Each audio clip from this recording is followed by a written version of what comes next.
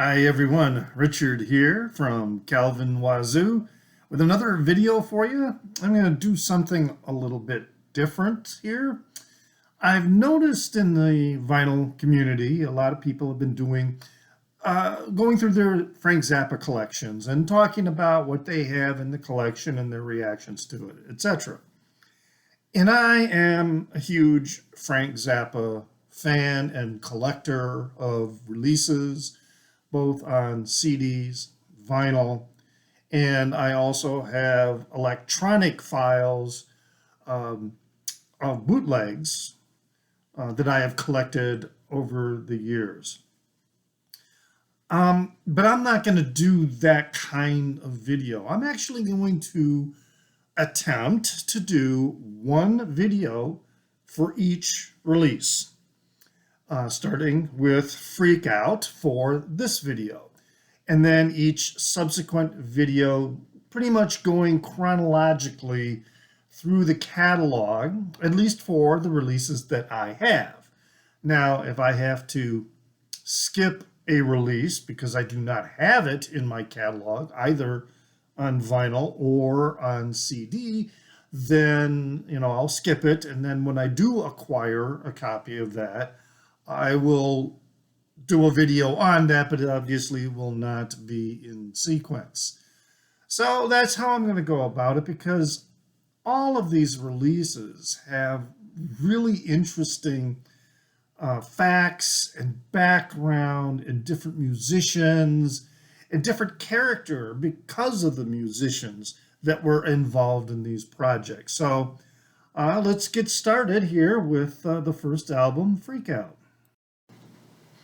And yeah, because, well, this is going to be a long one. Have a little sippy. All right. So, Freak Out is the debut of the Mothers of Invention, their first album. It was released in June of 1966. And it was a pretty audacious release for a number of reasons. One of them was this is a debut album that's a double. Two albums set for debut. And that was not really uncommon. That was very uncommon. Frank Zappa says that this was the first double album ever released, but there's a lot of other albums that are double albums that were released earlier. For example, Bob Dylan's Blonde on Blonde was released the month before this one. And then as a double album debut, he might be on stronger ground with his assertion. But again, I don't know. And if we step out of the popular or rock genre, there were many double albums that were released in the 50s. I think Frank Sinatra had at least one or two double album releases. So it might have been the first double album debut, but it certainly was not the first double album. Some other interesting things about the album, I've mentioned this before in other videos, is on the inside you have these lists of influences, musical influences or literary or artistic influences cited by Frank Zappa. It's a great way to look up other music because he will list these musical artists here and you can look up their material. And I've already done a couple videos, such as the one about, Johnny Guitar Watson is someone that he cites in here. Of course, the composer Edgar Varese, who he also quotes on a couple spots here, was a significant musical influence on Mr. Zappa. Something else. Now, this is a cover for the first original mono pressing. And those first pressings had this little box here And what it was an advertisement that, you could send in and you could get a freak out map. Now, they were not included with the albums, the freak out maps. These were items that you had to send in $1 and then you would have one sent to you. And finding an original freak out map is a pretty big, pretty big task. It's a long shot. I have talked with some other vinyl collectors who say they have, first pressing that includes a freak out map, hotspot map with it, and that the original owner said that, yes, I ordered it and I got it. So, they're possible, they're hard to come by, and the provenance, who knows? Someone could have just taken a freak out map that they got some other way and then matched it with, an album and say that, oh yeah, this is the one that came with that album. They never came with the album. You had to mail in for them. But I did find for pretty cheap, it really wasn't that expensive, on eBay, a seller who was selling reproductions of the freak out map. And this is what they look like. So, it shows Hollywood, West Hollywood and Hollywood. A lot of little snide remarks in there about police. But that's a whole other story about Frank Zappa and his experiences with the police, which I won't go into with this one, but perhaps with another one. Laurel Canyon, where he wound up living, and he calls that the freak sanctuary. There's a lot of musicians in the 60s and 70s. That's where they lived, was up in Laurel Canyon. That was where it was happening. So, in terms of content, freak out is, and by the way, with that map, this is, I also have the second pressing, which was in stereo. And when you look in that one, see, it's gone. No more advertising for the freakout map. So if you have one that does not have the freakout map on the inside of the gatefold, then you have a later pressing, even if it's on the Verve label. The second pressings were, I believe, in stereo, which for that time were quite good quality, because Zappa was a whiz in the recording studio, and his recordings in the 60s that were released in stereo are really fine recordings, whereas a lot of sound engineers in other studios hadn't quite mastered the technique for a stereo release. And that's why some collectors will say, well, for early Rolling Stones or early Beatles or early Bob Dylan, I prefer to get mono copies because they sound better and are much more balanced than the stereo pressings, the early stereo pressings. Some people will say they don't want to listen to a Beatles stereo pressing until after the White Album.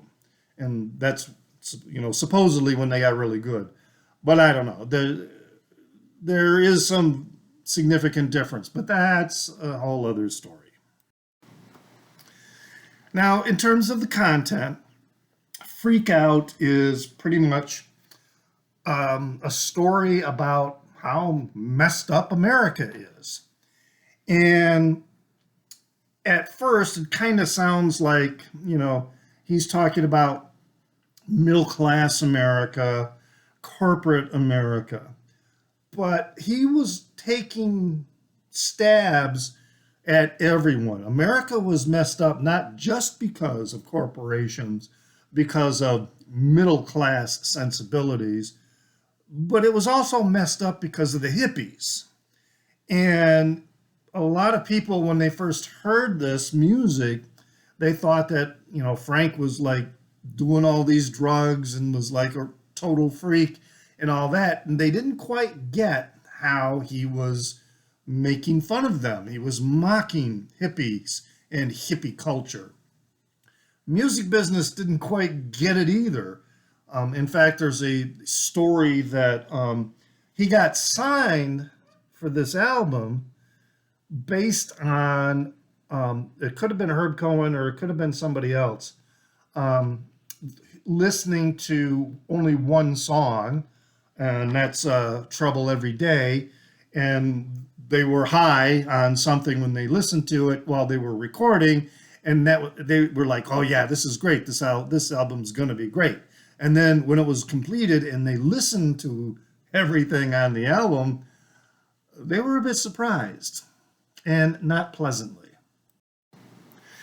This theme of America, both in terms of middle class sensibilities and hippie culture, counterculture sensibility, was all messed up, was a very strong theme on the first three releases, that Zappa and the Mothers of Invention.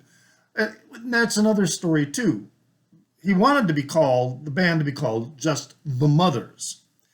But the record company was, no, we can't have a band called the Mothers. So, that invention, whatever that saying is, mother is the necessity of invention or something, whatever. That's kind of how they came up with the name then, the Mothers of Invention, and that was okay with the record company. So musically, Freak Out is varied. The songs are across the spectrum. There are some very catchy pop tunes, some doo-wop tunes, very strong blues tunes, and then some really weird avant-garde shit that, the record company, had they known ahead of time that this was going to be on the record, they might not have signed Zappa and the Mothers at all. And also, while they were going through the process of developing and recording this album, some disputes rose up with the band members that, in fact, some of the band members were like, we want to get rid of Frank, because he doesn't do drugs. And that, created a pretty strong rip. Frank said about that, yeah, I think I've got something, yeah. He said, listeners at the time were convinced that I was up to my eyebrows in chemical refreshment. And seriously, some of the band members just wanted to get rid of him because of that. And that was an issue throughout his career with Frank, that he didn't care if you were a user outside of work. But when you were recording and you were touring with him, no. All right, so I'm going to go song by song with the album. Let's start with side one that starts off with Hungry Freaks Daddy. Very catchy song. He's portraying Mr. America as this sort of empty shell, that there's really nothing inside Mr. America that makes him human. And he knows this and he tries to hide it. So, but he's being warned in the song that, in spite of you trying to hide this, Mr. America, you cannot hide from the hungry freaks. So he's kind of setting the stage here, and a lot of people are thinking, okay, yeah, he is attacking middle class culture, middle class sensibilities, corporate America. He's going after that. Then we come into the next song, which is I Ain't Got No Heart, which it's a perennial song in tours all the way into the 80s. Very popular song that he would be playing in a number of variations. So, that was a concert staple for decades. The next track is called Who Are the Brain Police, which is a very doleful dirge of a song, and has a brief little segue that's very psychedelic sounding. But But yeah, it's like society is trying to control our thoughts and what we're thinking about. So he's asking the question, who are the brain police? It's kind of interesting, a couple factors. This was shortly after Marshall McLuhan had been doing a lot of studies on media and culture. And Frank Zappa was an extraordinarily well-read person. And while there's no specific citations that Marshall McLuhan and his writings influenced Zappa's material, he certainly would have been aware of McLuhan's findings and conclusions regarding media and how it is manipulated to influence the way people think, the way they dress, even the way they vote. And also, there was this band about the time, it was a 1968 psych band that was called the Brain Police. My speculation is that the Brain Police were post Freak Out.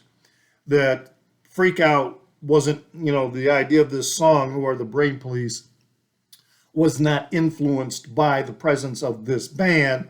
The band, I think, took the name perhaps from the song.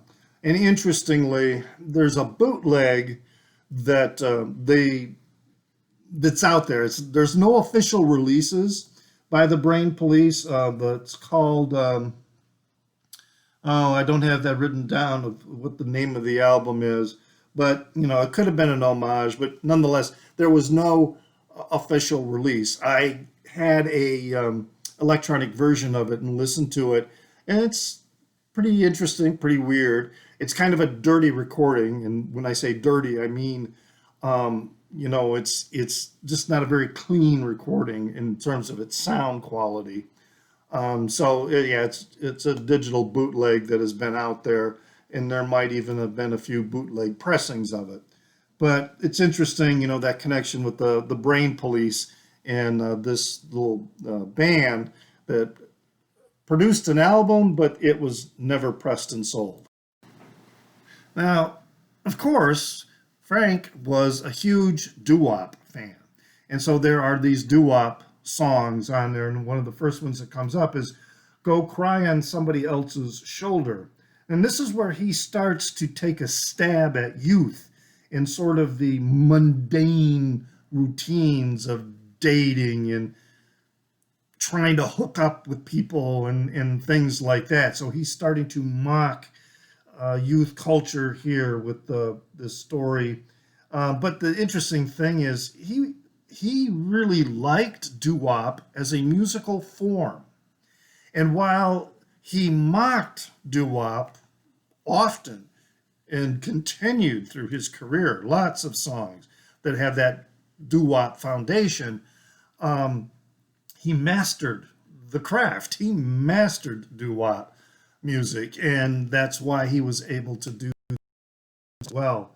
Then we go into the next song, Motherly Love, which is a more popish, happy, but it's also kind of lurid because it kind of sounds like, they're singing about, motherly love as in somebody's mother, but no, they're talking about the band, the Mothers, and it takes a stab again, at pop culture and rock stars in particular, and the whole touring thing, which he expands again in later releases, on how, girls and women would basically throw themselves to these pop stars, and the pop stars would take advantage of them for, all the sex that they could have, and then just, cast these women aside, or they would become groupies and kind of go through some kind of sometimes psychological abuse by members of these bands. He has a line in that song where he says, "It doesn't bother me at all that you're just 18 years old." Again, an interesting connection here because of a similar line in the Rolling Stones' Stray Cat Blues, which that was not published in Beggar's Banquet until 1968, and this is a 1966 album, remember. But certainly, like Frank Zappa would do, he played his band. They played lots of songs for a while touring before they were ever officially released on an album. Rolling Stones were probably no different. So where did the idea or that line, is he taking a stab at the Stones with this line because of the Stray Cat Blues, where he says, I can see that you're just 15 years old, and is your friend as wild as you? Why don't you bring her on upstairs? So again, this connection to the other parts of the pop culture, and it kind of went over people's heads. Like he thought, perhaps a lot of people thought he was being sincere about some of these things, and it's like, no, he's mocking all of this in making fun of it. And then it goes into another doo-wop song, which closes out for the side, and that is How Could I Be Such a Fool? Classic doo-wop, and a pretty strong finish for side one. Now, side two starts off with WowieZowie, which is this bouncy, happy, childish pop song, with some pretty crazy lines, I don't even care if you brush your teeth, or I don't even care if your dad's a freak or something like that. But there's a particular line in the song where he says, WowieZowie, love me do. Okay, so you see these connections where he's kind of making fun of pop culture. The Beatles' Love Me Do was a huge hit for them early on in their career. And so he's always taking these stabs, and there's these references. So again, showing how when it came to mocking culture, Zappa, everybody was a target for him, because of just a lot of the things that, in his perspective, that people do, for what reason? For what reason other than culture kind of tells them that they ought to do it. And sometimes that behavior or that tradition can be harmful. Well, then we get some real teenage angst coming in with You Didn't Try to Call Me. It's just, again, it's pop, but there's interesting orchestration going on with some brass instruments and string instruments, and the way it builds up, towards the end, and again, working the whole concept, you didn't even try to call me. I'm so lonely. I've been waiting around for you to call me, and you didn't bother. And then, at the end of the song, I'm kind of thinking, wow, is he taking a stab after Tom Jones? Now, one of the other songs in terms of its orchestration is Any Way the Wind Blows. That's just really good. I mean, it's a very melodic, very danceable song. It has some really strong bass guitar and guitar hooks in it, really good stuff. The vibraphone is a very nice touch to it all. And it starts off with this idea that this guy is free, any way the wind blows, and he's going to be loving somebody, we're going to be together forever. But then you realize he's singing about somebody he hasn't met yet, and he's telling it to this other girl that perhaps he's breaking up with. And then, of course, the song is ending with love is falling apart again, any way the wind blows. So, even the idea of lasting love, the romantic notion that people have about it, Frank was taking a stab at that. And that's followed by I'm Not Satisfied, which is an interesting song, because when you're listening to it, it's going to sound, it sounds good, but it's still going to sound a little bit odd. And I ran across some information by a Louis Saul, and he is a composer. And by the way, this is a really, really excellent book, The Big Note. Um, but he's got a quote where he's talking about this, about the song I'm Not Satisfied. And he says, Frank starts us off with the subdominant D before we finally reach the tonic in bar 11. Zappa works very hard to keep his music away from the tonic as much as possible. In fact, in 85 bars, only 16 bars feature an A major chord. Compare this sort of harmonic construction with a typical pop song of the day.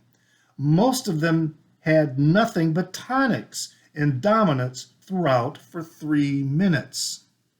So, again, Zappa early in his career is not only lyrically taking stabs at popular culture and sort of turning it inside out, he's doing it musically as well. That this whole song is structured just kind of outside of what a typical pop song is or sounds like. And it's just amazing that he would probably do that. He was able to do that. Then that's followed up with, You're Probably Wondering Why I'm Here.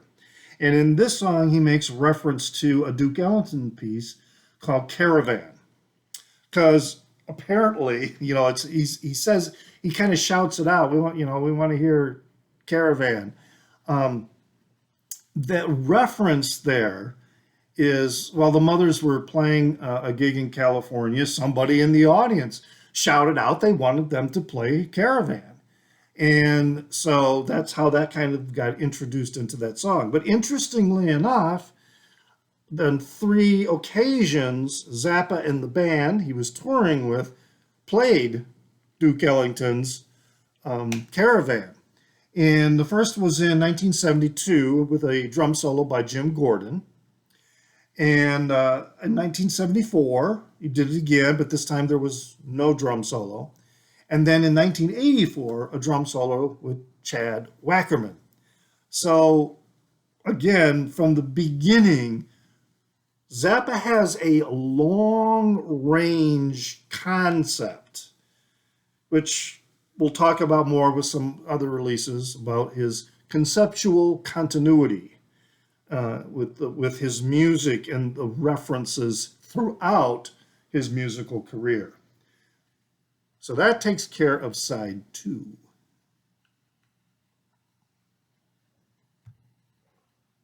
Two more sides to go. Side 3 starts with one of the strongest songs in the entire album, and that is Trouble Every Day. This is a really strong, well and traditionally structured blues piece that has some really biting commentary on the state of race relations in the United States at that time. And the song is timeless. You can play it today, and everything in that song remains relevant, and you can think of, recent events or not too distant events, and get what he's talking about. The song, he wrote it after watching on TV the coverage of the riots of Watts. That was 1965. And, but yeah, you listen to it now, and I mean, it happened again. You can think of Ferguson, Missouri, or you can think of what's happened in Baltimore. Or you can think again about what happened in LA, after the O.J. Simpson trial, and after, that guy's escaping me now, the fellow the police arrested for drunken or drug driving, which that kind of an incident is what sparked the Watts riots. And the whole spectacle of the media, the way they covered these events. It abhorred Frank Zappa, the way everything was being covered. It also shocked him the way the residents of Watts were destroying their own community. It's where they lived in this process, but it was very much an element of that time, and it's an element in present day as well. I remember reading about how Bayard Rustin and Martin Luther King, when they visited LA after these riots, and someone was telling them, well, we got you to show up, and they're like, what do you mean? And the person was like telling them that he lit a match and he said, this is our manifesto. People in state government and the federal government talk all the time about doing something and helping people out, but nothing ever gets done until we light the match. And now all of a sudden people are paying attention and resources are being sent to us and blah, blah, blah. And that just keeps repeating and repeating and repeating. And Zappa was feeling that frustration on both sides because he was very much, saying that this is not how you try and bring progress.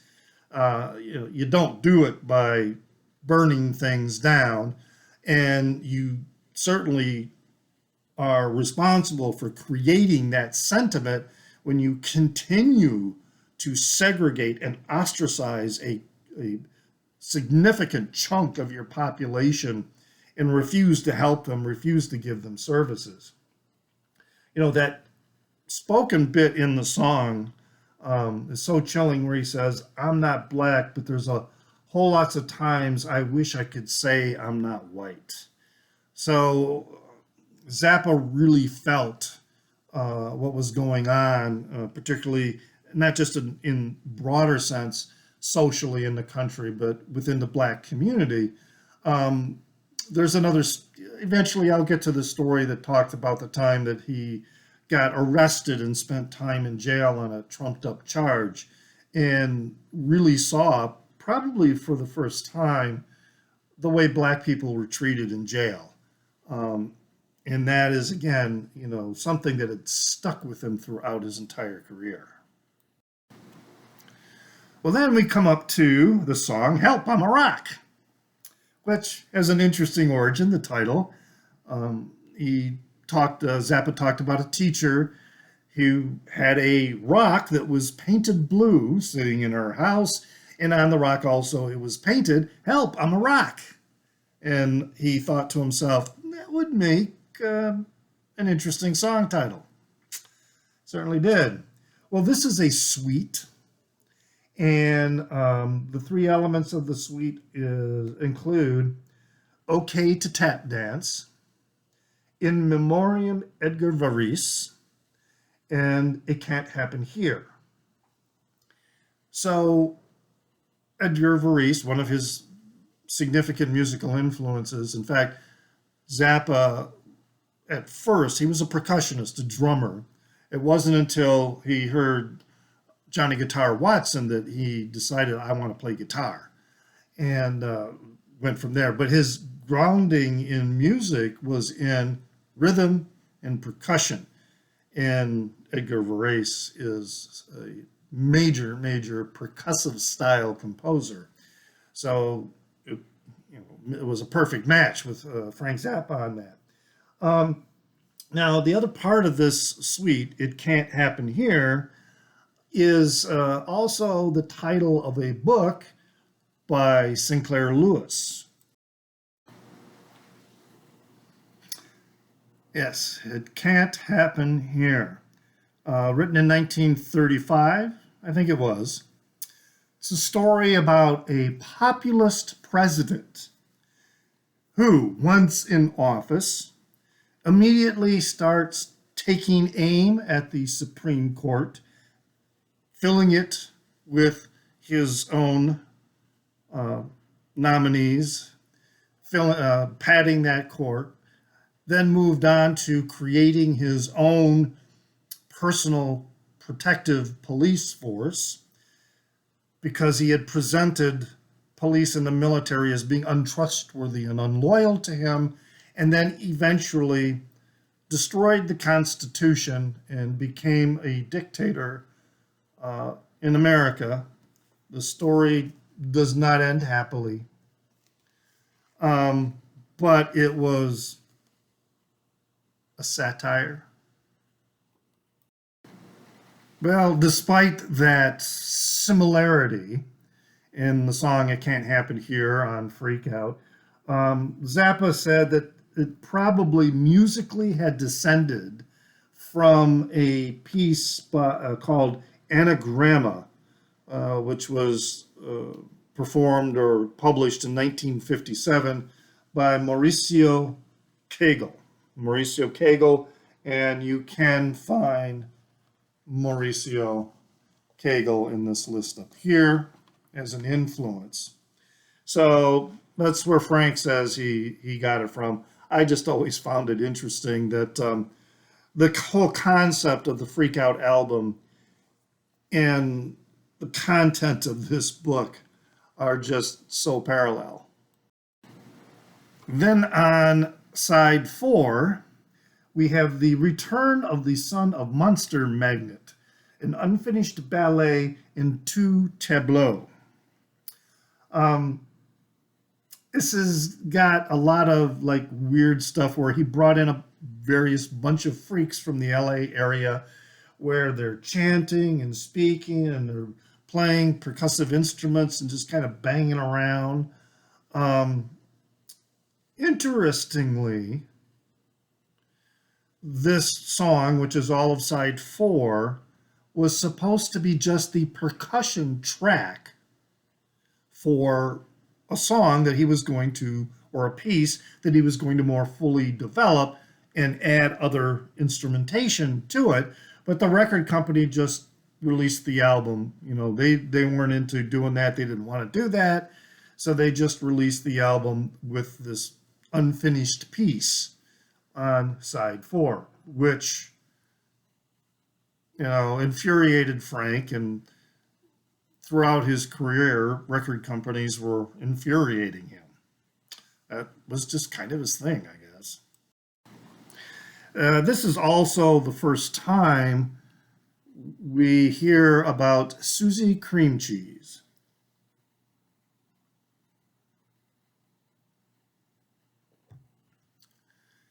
Suzy Cream Cheese, I misspoke in another video. Suzy Cream Cheese is, quote unquote, a real person. However, the idea of Suzy Cream Cheese, Frank dreamed up on his own, a fictional person, fictional character. And so in the US, and for the purposes of Freak Out, Suzy Cream Cheese was someone by the name of Jean Vassar. And then in Europe, when they toured and they needed a Suzy Cream Cheese, they used someone by the name of Pamela Zarubica.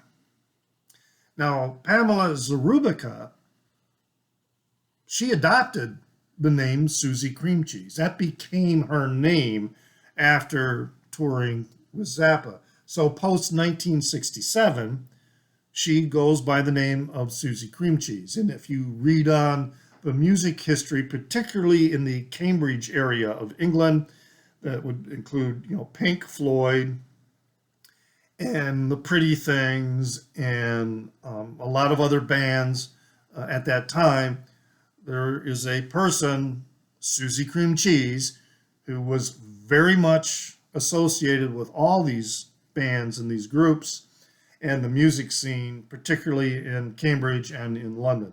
So there was a real Suzy Cream Cheese, but she took the name after touring with Zappa. Interesting line in the film, or excuse me, not film, but at the end of the side, or towards the end of it, you have Zappa saying, "America's wonderful, wonderful, wonderful, wonderful. It really makes it." And then it goes back into the sort of chaotic noise of, again, these freaks just doing whatever. that was supposed to be the rhythm track for this unfinished piece. So that's it. That's the close of Freak Out. So a misunderstood album, and it really didn't sell very well at the start. But definitely a misunderstood album because so many people, I mean, even when you look at the cover and you think about Freak Out, um, here we got, Suzy Cream, what, geez, what's got into you? The whole marketing and design of the album can to the uninitiated look like, wow, this is a really cool, freakish album. And then it also goes back to the fact that a lot of people, after hearing this, thought Frank was a big pothead, an acid head, but no, not at all.